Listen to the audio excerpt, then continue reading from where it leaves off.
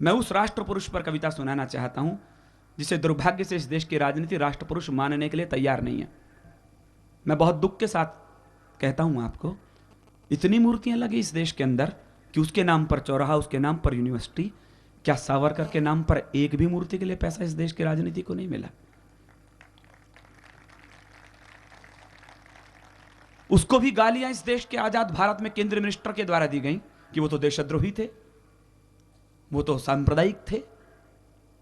कोलू में जिसने 13 साल खपाए हों जुड़ते हुए काला पानी पर, मैं बहुत फिर वीडियो रिकॉर्डिंग के सामने बोल रहा हूं, कोई एक भी व्यक्ति कह दे कि तुम गलत बोल रहे हो, मैं इस कविता को आज से बोलना बंद कर दूंगा।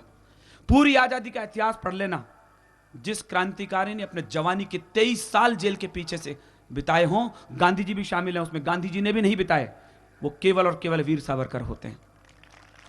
और कोई दूसरा क्रांति का इतिहास नहीं है किसी के हिस्से में। उसे इस देश के मुल्क की राजनीति ने कहा कि वो तो देशद्रोही थे। सावरकर ने सपने में भी नहीं सोचा होगा कि आजाद भारत में ऐसा होगा। वक्त गुलशन पे पड़ा तो लहू उसने दिया, बाहर आई तो कहते हैं तेरा काम नहीं। मैंने क्यों कही ये कहानी सारी आपको? यदि आजाद भारत से पहले सावरकर की पीठ पर कोड़े पड़ते थे कोलूम को चलाते हुए तो उस देश को कोई हैरत नहीं थी। उसने 13 साल बिताए किसी काल कोठरी में, कोई हैरत नहीं थी। मैं क्यों कह रहा हूं इस कहानी को? आजाद हिंदुस्तान में घटना घटित हुई है। ये एक लघु कथा सुनना, कविता से अच्छी बात कहता हूं, भोर के समय शायद अच्छी बात हो। एक बार सोने और लोहे की बातचीत हुई। सोने ने लोहे से कहा, रे लोहे तू लुहार के घर पिटता है, मैं सुनार के घर पिटता हूं, लेकिन लोहे तू चिल्लाता बहुत है, चीखता बहुत है, आवाज बहुत करता है, मैं तो सुनार के घर नहीं चीखता। लोहे का जवाब सुनना और मेरी पीड़ा समझना, जो हर देशभक्त की पीड़ा है। लोहे ने कहा, रे सोने तू जिस हथौड़ी से पिटता है ना वो लोहे की होती है, रिश्ते में तेरी कुछ नहीं लगती, लेकिन जिस हथौड़ी से मैं पिटता हूं वो लोहे की होती है, मैं लोहा होता हूं। जब अपना अपने को पीटता है ना, रे चीख तो निकलती है मेरे भाई, आवाज तो निकलती है। जब आजाद भारत के लोगों ने सावरकर पर उंगलियां उठाई तो विनीत चौहान को एक कविता लिखनी पड़ी। मैं सेल्यूलर जेल गया था अभी पिछले सप्ताह। मेरे सब मित्र जानते हैं मैं स्वभाव से आर्य समाजी हूं। मैंने कभी मंदिर नहीं गया आज तक, जीवन में कभी नहीं गया। मैं पहली बार उस कोठरी में दंडवत प्रणाम किया तो मेरी पत्नी ने कहा कि क्या आर्य समाजी पना दूर हो गया? मैंने कहा ऐसा नहीं है। 2 लाइन मैंने कही, वो आपको सौंपता हूं। यहां क्रांति का सौदागर हर कूचा कूचा है, यहां बगावत का दर्जा पूजा से ऊंचा है। इसलिए मैंने इस कोठरी को प्रणाम किया है।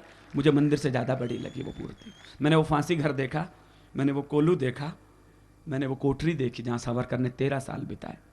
एक कविता कहता हूं जो मेरे बगावत की कविता, आज की पूजा की कविता है। मैं अपनी बात शुरू करता हूं कि कब तक दांतों को पीसेंगे, कब तक मुट्ठी भींचेंगे, साथ देना मेरा तो शायद मैं इस महाराष्ट्र के बेटे नहीं, हिंदुस्तान के बेटे को मैं अपनी बड़ी बात पहुंचा सकूं। इन फिजाओं में कहीं सावरकर हों तो सबसे छोटा बेटा स्कूल का एक कविता कहता है, उस केंद्रीय मिनिस्टर मणिशंकर अय्यर को भी कहता है कि कब तक दांतों को पीसेंगे, कब तक मुट्ठी भींचेंगे, कब तक हम आंखों के पानी से पीड़ा को सींचेंगे। रोज यहां गाली मिलती है देशभक्त परवानों को, आजादी के योद्धाओं को, भारत के दीवानों को, जिनके ओछे कत्थे वो ही अंबर के मेहमान बने, जिनके ओछे कत्थे वो ही अंबर के मेहमान बने, जो अंधियारों के चारण थे सूरज के प्रतिमान बने। इन लोगों ने भारत का बलिदानी पन्ना फूंक दिया। अब आपके हाथ उठे जो मैं कहना चाहता हूं आक्रोश में कि इन लोगों ने भारत का बलिदानी पन्ना फूंक दिया, इन लोगों ने भारत का बलिदानी पन्ना फूंक दिया। सावरकर का नाम हटाकर देशभक्ति पर थूक दिया, सावरकर का नाम हटाकर देशभक्ति पर थूक दिया, सावरकर का नाम हटाकर देशभक्ति पर थूक दिया। ये मणिशंकर अय्यर बताएंगे कि सावरकर कौन थे, जिनकी अग्रज पीढ़ियां चाइना के युद्ध के समय चंदे की रसीद काटते पकड़ ली गई थी। वो बताएंगे सावरकर कौन थे।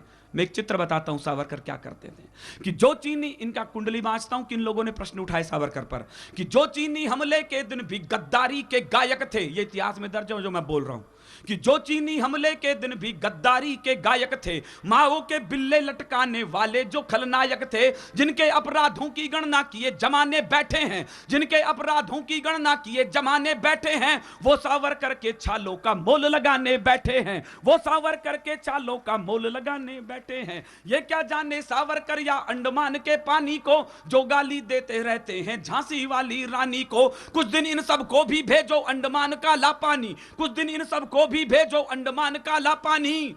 2 दिन में ही याद करेंगे ये अपनी दादी नानी, 2 दिन में ही याद करेंगे ये अपनी दादी नानी। क्या करते थे सावरकर? एक चित्र सुनना, आप तो सब जानते हो कि कोल्हू के चक्कर से पूछो उसके पैरों के छाले, कोल्हू के चक्कर से पूछो उसके पैरों के छाले, जिसने आजादी के सपने काल कोठरी में पाले। वो सूरज की प्रथम किरण पर कोल्हू में जुड़ जाते थे, वो सूरज की प्रथम किरण पर कोल्हू में जुड़ जाते थे। आजादी के सूरज को वो अपना रक्त चढ़ाते थे, आजादी के सूरज को वो अपने रक्त चढ़ाते थे। जिसने 13 साल खपाए अपने काला पानी पर, जिसने 13 साल खपाए अपने काला पानी पर, सारे तीरथ न्यौछावर उसकी पावन कुर्बानी पर, सारे तीरथ न्यौछावर उसकी पावन कुर्बानी पर, सारे तीरथ न्यौछावर उसकी पावन कुर्बानी पर। और मत टाकना साहब सावरकर के चित्र संसद के गलियारों पे, बहिष्कार कर जाए कोई बड़ी पार्टी उसके चित्र पर और मूर्तियां लगा दे यारे गहरे नत्थु खैरों की। मैं 1 अरब देशों के देशभक्तों की तरफ से सावरकर का चित्र संसद से बड़ी जगह टांगने जा रहा हूं। विरोध हुआ था संसद के गलियारों में। महाराष्ट्र के बेटों और राजस्थान का बेटा एक बात कहना चाहता है, आपको लगे मैंने सावरकर का चित्र ठीक जगह टांग दिया है तो एक एक श्रोता भोर के किरण के समय हाथ खड़े करके तालियां बजाकर दिल्ली को बता दे, हम आयतन में कम हो सकते हैं लेकिन घनत्व में ज्यादा है। जब शिवाजी की मिट्टी और राणा प्रताप की धरती एक साथ खड़ी होती है तो उसका क्या तेवर होता है, मैं बोलना चाहता हूं कि कोल्हू के चक्कर से पूछो उसके पैरों के छाले, जिसने आजादी के सपने काल कोठरी में पाले। वो सूरज की प्रथम किरण पर वो सूरज की प्रथम किरण पर कोल्हू में जुड़ जाते थे, आजादी के सूरज को वो अपना रक्त चढ़ाते थे। सावरकर का चित्रनटा को संसद रूपी मीने में, सावरकर का चित्रनटा को संसद रूपी मीने में, सावरकर का चित्र टका हर देशभक्त के सीने में, सावरकर का चित्र टका हर देशभक्त के सीने में, सावरकर का चित्र टका हर देशभक्त के सीने में। मैं राजस्थान से आता हूं, लोग कहते हैं कि पन्ना ने बड़ा बलिदान दिया, बेटा कटवा दिया, आड़ा रानी ने सिर काट के दे दिया। मैं एक छोटी सी लघु कथा का अंश सुनाता हूं आपको। किसी मां के 3 बेटे थे, तीनों आजादी के लिए आजन्म कारावास की सजा भोगते थे। 2 बेटों को काले पानी की सजा थी, एक बेटे को दोहरे आजन्म कारावास की सजा थी। आप जानना चाहते हैं, वो वीर सावरकर की मां थी। तीनों बेटे जिसके आजादी के लिए। मैं केमिस्ट्री का लेक्चरर हूं, अच्छी तरह जानता हूं, साइंस पढ़ाता हूं। कांटा जिसके पैर में लगता है आंसू उसकी आंख से आता है। लेकिन क्या हैरत की बात है, जिस मां को पता हो कि तेरे तीनों बेटों पर सुबह शाम कोड़े बरसाए जाएंगे, उन्हें कोल्हू में बैल की तरह जोड़ा जाएगा, फिर भी वो तिलक निकाल करके कह देती हो, जाओ मुझसे भी बड़ी मां तुम्हारा इंतजार करती है। क्या कलेजा रहा होगा उस मां का। मैंने वहां रात्रि को एक कार्यक्रम होता है, लाइट एंड साउंड प्रोग्राम, उसमें देखा, मेरे हैरत हुई मुझे जानकर। 7 साल तक दोनों भाइयों को एक जेल में कैद रखा और 7 साल तक दोनों भाइयों को पता नहीं लगा कि वो अगल बगल की कोठड़ी में कैद हैं। वो तो एक दिन जब सावरकर बंधु अपना तेल नारियल का निकाल कर जमा करा रहे थे तो अचानक उन्होंने पीछे मुड़कर देखा गणेश राव जैसे कौन खड़े हैं। कहना, बड़े भैया तुम यहां कैसे? कहना, छोटे मैं 7 साल से तेरे पास की कोठड़ी में कैद हूं, बस मिलना आज हो रहा है। दोनों भाइयों को बेड़ियां लगी हैं, हथकड़ियां लगी हैं, दोनों को जेलर ने पकड़ रखा है। बस यहां पर मैंने कविता का जन्म दिया है। अशोक जी माणिकदा जैसे बड़े लोग हैं, यदि इसमें कहीं कविता हो गई हो, इसके बाद वहां कुछ नहीं बताया गया कि उन्होंने क्या किया। मैंने कल्पना की जब दोनों भाई 7 साल बाद मिले होंगे तो क्या किया होगा उन्होंने। कल्पना पर ध्यान चाहता हूं आप सभी का कि जिस मां ने 2 बेटों को भेजा हो काला पानी, उसने गाथा दोहरा दी है पन्ना की राजस्थानी। 2 भाई के बीच काल ने खींची थी काली रेखा, 7 बरस के बाद एक ने दूजे का चेहरा देखा। मिलने को दोनों की बाहें उस पल अकुलाई होंगी, मिलने को दोनों की बाहें उस पल अकुलाई होंगी। दोनों ने बचपन की यादें क्षण भर दोहराई होंगी, मन ही मन दोनों ने शायद बातें बहुत करी होंगी। दोनों की आंखों से गंगा यमुना साथ झरी होंगी। मिलते वक्त जेल पहरी के पहरे बड़े लगे होंगे, मिलते वक्त जेल पहरी के पहरे बड़े लगे होंगे।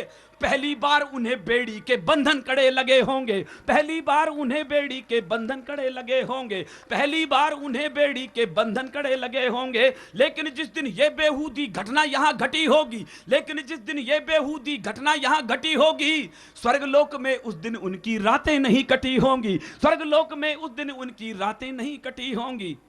मैंने कोशिश करी है कि वो काल कोठरी, वो लोह सलाखें, वो फांसी का तख्ता, यदि इस बदतमीजी पर कुछ बोल पाता तो क्या बोलता कि सेल्यूलर की काल कोठरी सहसा जाग गई होगी, सेल्यूलर की काल कोठरी सहसा जाग गई होगी, सागर की उत्ताल तरंगे भीषण आग हुई होंगी, फांसी के तख्ते पर लटकी रस्सी चिल्लाई होगी, फांसी के तख्ते पर लटकी रस्सी चिल्लाई होगी, काल कोठरी वाली लहौ से राखें गरमाई होंगी, सावरकर की आंखों से तब खारा जल छलका होगा, सावरकर की आंखों से तब खारा जल छलका होगा, कोलू से उस वक्त तेल की जगह लहू टपका होगा, कोलू से उस वक्त तेल की जगह लहू टपका होगा, लेकिन कायर राजनीति ने वो लोहू भी चाट लिया, लेकिन कायर राजनीति ने वो लोहू भी चाट लिया, वोटों की खातिर संसद ने युग पुरुषों को बांट दिया, योगों की खातिर संसद ने युग पुरुषों को बांट दिया। 3 उदाहरण देता हूं।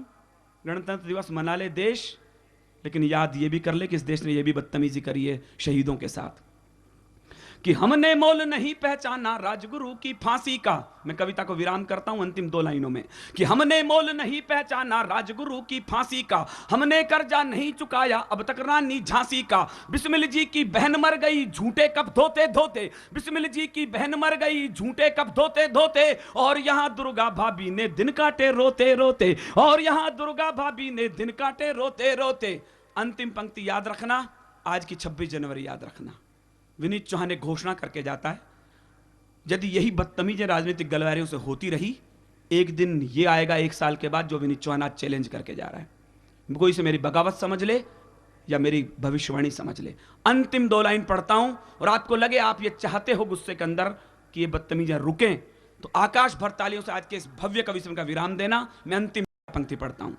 उस नेता से भी कहना चाहता हूं, तमाम देशभक्तों की तरफ से, कि अब भी समय बहुत बाकी है भूलों पर पछताने का। मैं पूरे गुस्से से पढ़ता हूं, पूरे गुस्से में आपकी प्रतिक्रिया चाहता हूं कि अब भी समय बहुत बाकी है भूलों पर पछताने का, भारत माता के मंदिर में अपने शीश झुकाने का, भारत माता के मंदिर में अपने शीश झुकाने का, वरना वो दिन दूर नहीं मौसम फागी हो जाएगा, वरना वो दिन दूर नहीं मौसम फागी हो जाएगा, किसी दीवाने देशभक्त का दिलबागी हो जाएगा, किसी दीवाने देशभक्त का दिलबागी हो जाएगा, हाथों में पिस्टल लेकर के वो सड़कों पर आएगा, हाथों में पिस्टल लेकर के वो सड़कों पर आएगा, और किसी कायर नेता को वो छलनी कर जाएगा, और किसी कायर नेता को।